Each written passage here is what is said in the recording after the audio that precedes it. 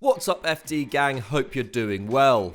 Representing one's country is regarded as one of the biggest honours in football, but some players have had a complicated relationship with the international game, with some switching allegiances and others rejecting their nations altogether. Let's take a look at 10 of them. 10. Declan Rice. Born and raised in southwest London, Declan Rice was eligible to play for the Republic of Ireland through his grandparents and represented them from under 16 to senior level. Spotted early and brought into the Irish setup by esteemed scout Mark O'Toole, Rice was seemingly committed to the boys in green, with fans hopeful he wouldn't choose the path of Jack Grealish, who switched allegiance to England in 2015 before having to wait 5 years for his Three Lions debut. However, Rice's profile quickly grew following his debut for West Ham in 2017, and the English FA subsequently made a big effort to persuade him to choose to play for the country of his birth. In the summer of 2018, it was announced that Rice had been omitted from the Ireland squad due to him deliberating over his international future, and the following February confirmed he had chosen to represent England after what he described as an extremely difficult decision-making process.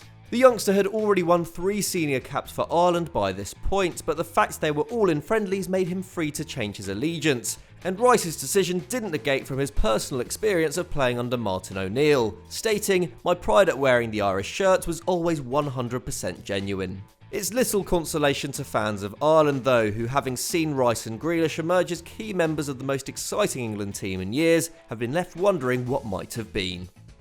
9. Jorginho. Born in Imbituba in the south of Brazil, Jorginho moved to Italy aged 15 and earned Italian citizenship through his ancestral ties to the European nation. But coming through at Hellas Verona while the club flitted between the third and second tier, it wasn't immediately apparent that the midfielder would make it on the international stage. But that all changed with the move to Napoli in 2014, and his superb displays under Maurizio Sarri saw Antonio Conte call him up to the Azzurri 2 years later. However, in November 2017, talk began to circulate of the possibility of him choosing to represent the country of his birth. He had only appeared in friendlies for Italy up to that point, and having been largely ignored by Conte's successor Gianpiero Ventura, Brazil manager Tite began to inquire about his availability, while the player's agent told the press he was more likely to choose the Seleção. Faced with the possibility of losing an excellent deep-lying playmaker, Ventura quickly called up Jorginho, and after a few days deliberating, the former Verona man chose to stick with Italy. And it was probably the right call, with Brazil's DM slots already dominated by Fernandinho, Casemiro and Fabinho. 8. Kevin Prince Boateng. But rejecting one's national side isn't always just down to switching allegiances, as the story of Kevin Prince Boateng typifies. While the former Milan midfielder did choose to play for Ghana ahead of the 2010 World Cup, having represented Germany up to under-21 level, he brought his international career to a premature end just 18 months later, when he was still only 24. Citing fatigue from balancing his club and international careers, Boateng pulled out of the Black Stars squad just months before they contested the 2012 Africa Cup of Nations, leaving the side without one of its key players for a tournament where they ultimately finished 4th. But as they battled this out in qualifying for the following World Cup, he came back into the fold. However, it would again prove a short-lived venture. Once in Brazil, Boateng began to clash with manager James Kwesi Appiah, and was expelled ahead of the team's final group game after making what was described as vulgar insults to the coach, in an incident which also saw teammate Suleiman Tari attack a Ghanaian FA official. Boateng then labelled the side's tournament preparations as a pure disaster, noting that he had to go without boots for 2 days after his luggage was lost in transit. He never played for Ghana again. 7. Ben Foster. Once one of Europe's most promising young goalkeepers, Ben Foster was given his first England cap by Steve McLaren before injury saw him drop out of contention for a couple of years. He returned to the fold under Fabio Capello, but events soon transpired that put him off representing his country. In a recent interview, Foster revealed that Capello was reluctant to let him leave the England training camp to be with his wife as she gave birth, even though they were only preparing for a friendly.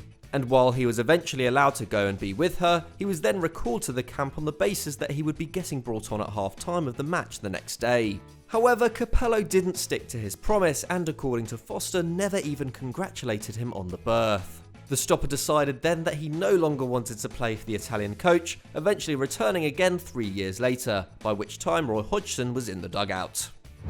6. Stephen Ireland.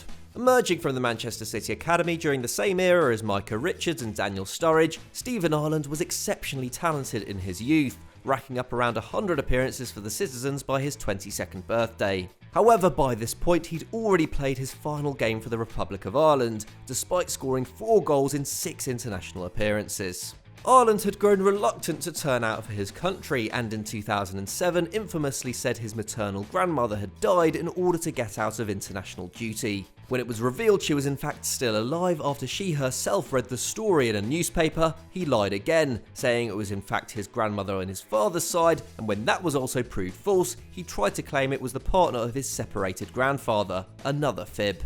The youngster eventually came clean, and it turned out he had used the excuse to cover up a genuinely sad reason why he didn't want to play. His girlfriend had suffered a miscarriage. Such was the fallout from the incident, Ireland later said he considered retiring from football altogether. But despite never playing for his country again, he did manage to forge a very respectable Premier League career. 5. Carlos Vela. Having fired Mexico to the Under-17 World Cup in 2005, Carlos Vela won his first senior cap when he was just 18. And he achieved hero status before he even reached 20, returning from injury to help his country to the CONCACAF Gold Cup in 2009. However, just a year later, he was suspended by the National Federation for 6 months after throwing a party at the team's hotel following a friendly against Colombia, and he wouldn't play for them again until 2014. Even after his suspension, Vela refused a number of call-ups from 2 separate managers, and even declined an offer to play for the under-23s at the 2012 Olympics, in which they won gold, citing personal reasons. Following his eventual return, the former Arsenal man enjoyed a fruitful spell with El Tri, winning 35 caps between 2015 and 2018. But after leading the line at the Russia World Cup, Vela again rejected call-ups, and in 2019 revealed he wanted to prioritise his club career and family, although he is yet to officially retire from international football. 4. Diego Costa. Diego Costa didn't set foot in Spain until he was 18, and yet in 2013 said that all I have in my life was given to me by this country, in justification of his decision to represent the Furia Roca over Brazil. But having represented the Seleção in 2 friendlies just a few months earlier, his choice to switch allegiance sparked anger among fans in his home country. Brazil was hosting the World Cup for the first time in over 60 years in 2014, and Costa looked cut out to lead the line for them. They may have had Neymar and Hulk, but they missed a world-class specialist centre-forward, and manager Luis Felipe Scolari was incensed by the situation, saying Costa was turning his back on the dream of millions.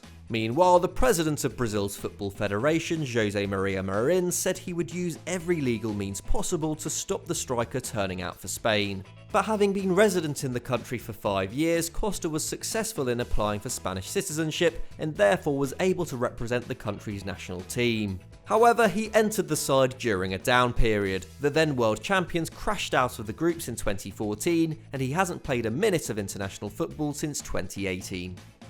3. Roy Keane.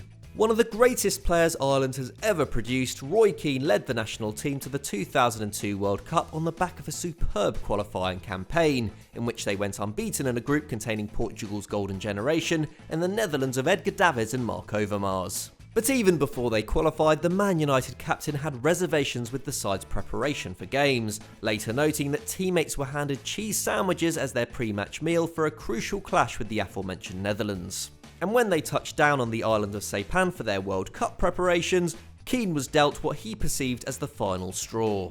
Entering the competition with a view to winning it, the midfielder was incensed by the FAI's treatment of their pre-tournament camp as a means to recover from the previous season rather than train hard for the tournament, and was unimpressed by the side's travel arrangements and quality of training facilities. After delivering a scathing interview to the Irish press, he was questioned by manager Mick McCarthy, and a raging argument ensued in which Keane told his superior, "You can stick your World Cup up your arse." Keane left the camp and wouldn't return to the side until 2004, with Ireland crashing out at the last 16 to Spain. 2. Joël Matip. Joël Matip was originally called up by Cameroon for the 2010 Africa Cup of Nations when he was just 18. While problems acquiring a Cameroonian passport at short notice meant he was unable to join the indomitable Lions for that tournament, he made it to that summer's World Cup, becoming the 5th youngest player to represent them on the biggest stage. But within 5 years, he'd played his final game for his country, hanging up his boots before his 24th birthday. He later said in an interview with The Times, "I tried to play and represent my country, do my best and achieve something, but all the surrounding things were not the best. It would have been good if all the people only thought the most important thing was to win something and to achieve." While this reasoning appeared a little cryptic, his problems in dealing with the Cameroon national setup had already become stark when the country's football federation tried to get him and 6 others, including Andre Onana and Andre Frank Anguissa, banned from playing for their club sides after they rejected a call-up to the 2017 AFCON. As recently as January 2021, Cameroon coach Tony Conceição confirmed he had tried to contact Matip to no avail. 1. Michael Laudrup. Generally regarded as Denmark's greatest ever player, Michael Laudrup won titles with Juventus, Barcelona, Real Madrid and Ajax, ranking among the very best footballers of his generation. And by the time he retired in 1998, he'd racked up 104 caps, second only to Peter Schmeichel at the time. But 6 years earlier, he missed out on what could have been the pinnacle of his career. In October 1990, Laudrup quit the national team, along with his brother Brian, due to differences with manager Richard Müller-Nielsen. In their absence, Denmark failed to qualify for Euro 92, but following Yugoslavia's disqualification due to its breakup as a nation, they were brought in last minute as a wildcard.